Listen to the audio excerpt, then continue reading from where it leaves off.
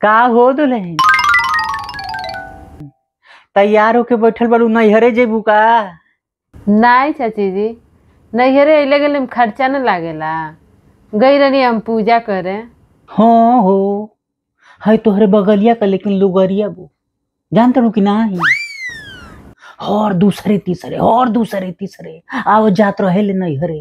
हाँ कहा जानी का करे आवे ले जाले दादा, कहा जानी का बिलाइल रहे ले पर। अरे जात हो अपने माई से मिले।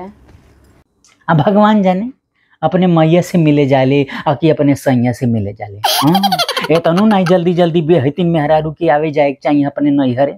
आ कहा कि कोही है दादा मार जाए दी चाची जी, रहो रहो को दूसरे की जिंदगी में तकले झकले की आदत गईल नहीं।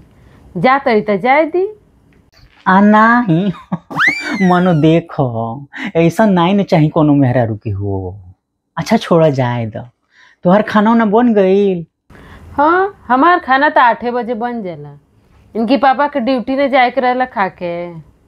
हाँ तोहरे घर तो खाना बनिए जाए सुबेरे सुबेरे, केहू नाटक करे वाला नहीं न बा तोहरे घरे।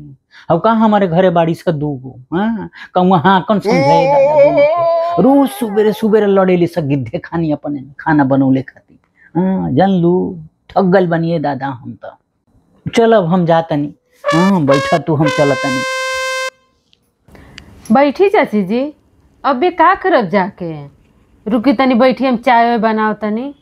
नहीं जानते दुल्हन वो दोनों आपस में लड़त रही हसा। हाँ तबे हम गुस्सा से मार तुम्हारे घरे चलिए नहीं।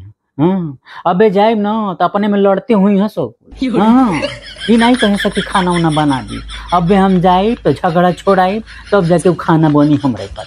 जनलू महा एकदम से बेकार बड़ी सही दादा। चलो ठीक है हम चलत नहीं।